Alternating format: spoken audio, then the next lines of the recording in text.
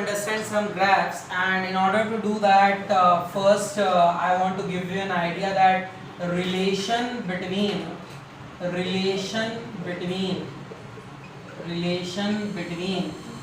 kinetic energy and momentum, relation between kinetic energy and momentum. ठीक है, तो देखो काइनेटिक एनर्जी जो है उसका एक्सप्रेशन होता है 1/2 mv², आपको पता है। और अगर मैं m से मल्टीप्लाई और m से डिवाइड कर देता हूँ तो यहाँ, चलिए नेक्स्ट स्टेप में कर दूंगा, यहाँ कर देता हूँ मैं, तो 1/2 m से मल्टीप्लाई कर दिया m² v² अपॉन m कर देता हूँ, m² v² को मैं p² लिख सकता हूँ डिवाइडेड बाय 2m। तो काइनेटिक एनर्जी जो है उसका एक्सप्रेशन आ जाएगा p²/2m। ठीक है, kinetic energy is equals to p²/2m। अब आपको कुछ ग्राफ्स प्लॉट करना है इनके बीच में, let us try to do that. पहला ग्राफ आपको प्लॉट करना है काइनेटिक एनर्जी और मोमेंटम के बीच में, kinetic energy and momentum. This graph you have to plot and keeping mass constant, m क्या रखना है, कांस्टेंट रखना है। अब जरा ध्यान से समझिएगा, ऐसा ग्राफ काइनेटिक एनर्जी और मोमेंटम, तो आपको दिख रहा है काइनेटिक एनर्जी जो है वह directly proportional to square of momentum होता है। ठीक है, आपको ग्राफ प्लॉट करना है किसके बीच, काइनेटिक एनर्जी और मोमेंटम के। तो काइनेटिक एनर्जी k आप इधर ले लेते हैं और मोमेंटम p आप इधर ले लेते हैं। ठीक है, kinetic energy is proportional to p² है। मैंने आपको एक बात बताई थी कि जिस वेरिएबल का स्क्वायर होता है उसके अपोजिट एक्सिस की तरफ क्या होता है, ग्राफ सिमेट्रिक होता है। तो अगर p का स्क्वायर है तो p मोमेंटम एक्सिस के अपोजिट एक्सिस के अबाउट ग्राफ क्या होगा, सिमेट्रिक होगा। यानी जो सिमेट्रिक होगा वो किस एक्सिस के अबाउट होगा, काइनेटिक एनर्जी के अबाउट होगा। ठीक है, तो ये जो है kinetic energy is proportional to p² का ग्राफ।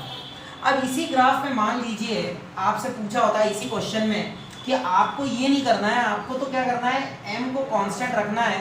अगर आप m कांस्टेंट रखते हैं तो m को कांस्टेंट रख दीजिए और आप तो फाइंड कीजिए काइनेटिक एनर्जी और मोमेंटम के बीच में ग्राफ। तो देखिए काइनेटिक एनर्जी और मोमेंटम के बीच जो ग्राफ है, ये काइनेटिक एनर्जी और ये मोमेंटम है, और उसके स्क्वायर के बीच ग्राफ प्लॉट कीजिए। तो देखिए हमें पता है काइनेटिक एनर्जी और मोमेंटम जो है वो डायरेक्टली प्रोपोर्शनल है, kinetic energy is proportional to square of momentum. तो जब आप कह रहे हैं कि काइनेटिक एनर्जी जो है directly proportional to square of momentum है, तो ये क्या आ जाएगा, डायरेक्टली प्रोपोर्शनल मतलब straight line variation. So this variation would be a straight line variation. याद रखिए यहाँ और यहाँ में क्या अंतर है, यहाँ ये मोमेंटम के बीच ग्राफ था, काइनेटिक एनर्जी और मोमेंटम के बीच, लेकिन ये जो ग्राफ है काइनेटिक एनर्जी और स्क्वायर ऑफ मोमेंटम के बीच है। ये अंतर आपको समझ में आना चाहिए। अच्छा, इसके बाद अगर एक और क्वेश्चन पूछा होता, चलिए अब इसमें मैं चेंज कर देता हूँ, ये फर्स्ट ग्राफ था, ये सेकेंड ग्राफ था, अब मैं थर्ड ग्राफ जो है उसमें थोड़ी कंडीशंस चेंज कर देता हूँ।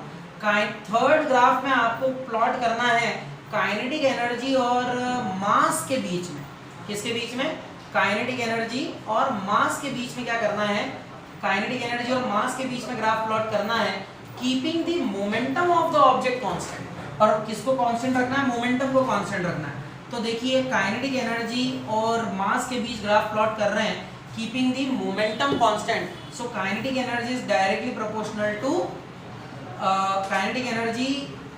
फॉर्मूला क्या होता है, p²/2m फॉर्मूला होता है।